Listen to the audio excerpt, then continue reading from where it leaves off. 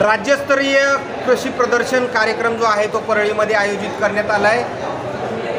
राज्याचे कृषी मंत्री, केंद्रीय कृषी मंत्री, राज्याचे मुख्यमंत्री, दोन्ही उपमुख्यमंत्री यांच्या माध्यमातून हे उद्घाटन झालं आहे। आणि या दरम्यान जे काही स्टॉल लावले गेलेत नेमकं त्यांच्या ग्राहकाकडून कसा प्रतिसाद आहे, नेमकं कशाचे स्टॉल लावले गेलेत, विक्रीची नेमकं माहिती काय आहे, वेगवेगळे अपडेट्स आपण जाणून घेण्याचा प्रयत्न करूयात। दादा, कशाचा स्टॉल आहे, काय विक्री करताय तुम्ही?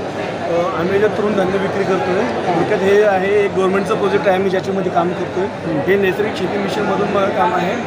याचं अगोदर जैविक शेती मिशनमधून होतं, परंतु याचं पहिले विदर्भातले 5 जिल्हे तृणधान्य जे आहेत ते यापूर्वी जे आहे ते 10, 15, 20 वर्षापूर्वी शेतकरी मोठ्या प्रमाणामध्ये याची शेती करायची, मात्र याच्याकडे दुर्लक्ष केलं जातं। का नेमकं दुर्लक्ष केलं जातं आहे? आणि जशाच तसं जर हे तृणधान्याची जर पिकं घेतली, कडधान्याची, तर याचा शेतकऱ्यांना कसा फायदा होऊ शकतो? याच्यामध्ये जे आहे आता तृणधान्य आपल्याला पहिल्यासारखे पाहायला भेटत नाही आहे। आता आपण काय करतो माहिती का, जसं जसं वस्तू नवीन नवीन भेटते आपण त्याच्याकडे आकर्षित होतोय।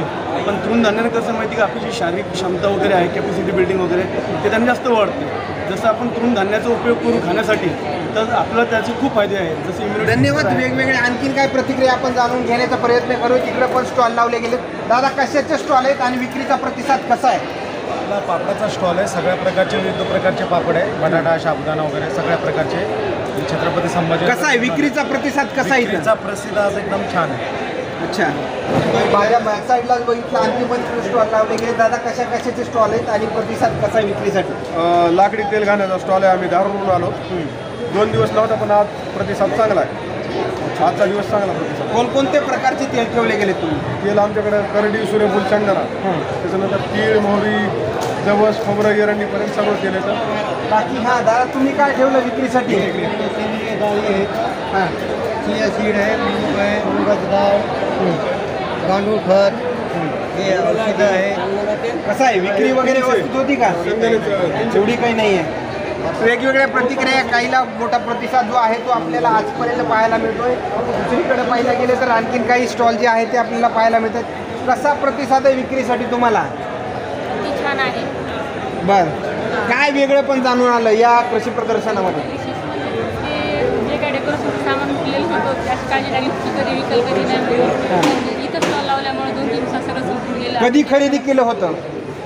5-6 दिवस। अच्छा, म्हणजे त्याची चिंता पडली होती विक्री होईल का नाही, पण आता झाली का विक्री? झाली राखण पण विकल्या, डेकोरेशन सामान पण विकलं। राज्यस्तरीय कृषी प्रदर्शन कार्यक्रमाचा आजचा जो आहे तो 3रा दिवस आहे। मात्र जे काही या ठिकाणी सेल करण्यासाठी साहित्य ठेवलं गेलं आहे त्यांची चिंता आता मिटली गेली आहे। मोठं साहित्य जे आहे ते काही जणांचं सेल झालं आहे, मात्र काही जणांचा ग्राहकांचा प्रतिसाद जो आहे तो कमी प्रमाणामध्ये पाहायला मिळतो। दादा, काय ठेवलं आहे?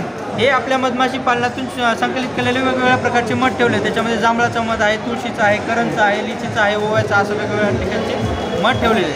कसा आहे विक्रीसाठी प्रतिसाद कसा आहे? विक्रीसाठी अत्यंत चांगला प्रतिसाद आहे। परळीकरांनी खूप छान दाद दिलेली आहे। अच्छा, परळीमधूनच नाही तर राज्यातल्या विविध जिल्ह्यामधून येत आहेत का लोक?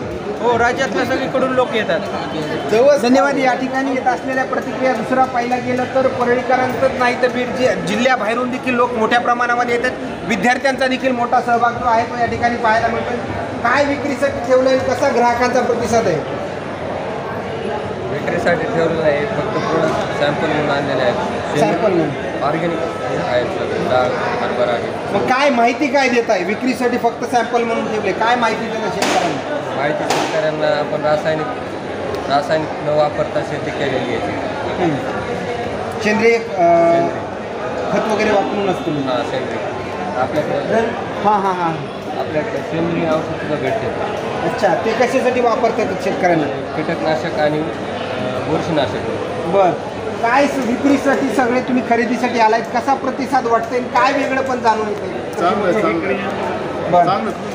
बघण्यासाठी भरपूर आहे। काय दादा, पाणी फाउंडेशनचं पूर्ण टी-शर्ट घालून आलाय, काय कुठून आलाय? काय वेगळं पण जाणून येते त्या कृषी महोत्सवाच्या कार्यक्रमाला तुम्हाला?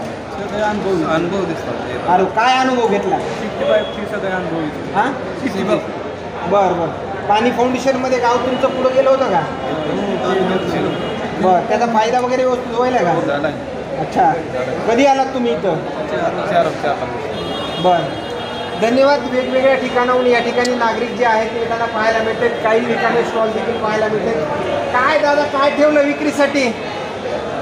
सर हे मेळघाटातील बांबूची हस्तकला क्रॉफ्ट आहे आणि मिलेटचे सगळं बांबूपासून बनवलंय. बांबूपासून बनवलेलं आहे आणि इकडे मिलेटचे प्रोडक्ट आहेत पौष्टिक तृणधान्य आहे. आता जे मिलेट येतं हे मेळघाट अमरावती जिल्ह्यातील मेळघाट भागात आहे आणि ताप्तीपुत्र फार्मर प्रोड्युसर जैविक शेती मिशन फार्मर प्रोड्युसर कंपनी आहे. हे पण बांबूपासूनच बनवलंय का?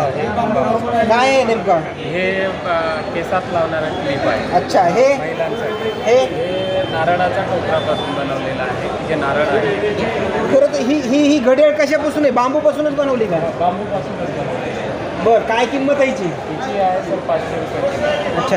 पूर्ण हे बांबूपासून बनवल्याचं साहित्य आहे ते विक्रीसाठी ठेवलंय. चर्चेच्या दरम्यान दुसरीकडे पाहायला गेलं तर आणखीन बरेच स्टॉल जे आहेत ते रिकामे आहेत आणि या दरम्यान येत असलेल्या प्रतिक्रिया आणखीन काही या कृषी महोत्सव कार्यक्रमादरम्यानचे आणखीन काही अपडेट्स आपल्याला देता येतील. काही देखील पाहणं तेवढंच महत्त्वाचं ठरणार आहे आणि याच दरम्यानचे असेच नवनवीन अपडेट्स आपण सूर्यधनु चॅनलच्या माध्यमातून देण्याचं काम करत. कॅमेरामॅन उमाकांत पटसोबत सचिन मुंडे, सूर्यधनु मीडिया, बीड, परळी.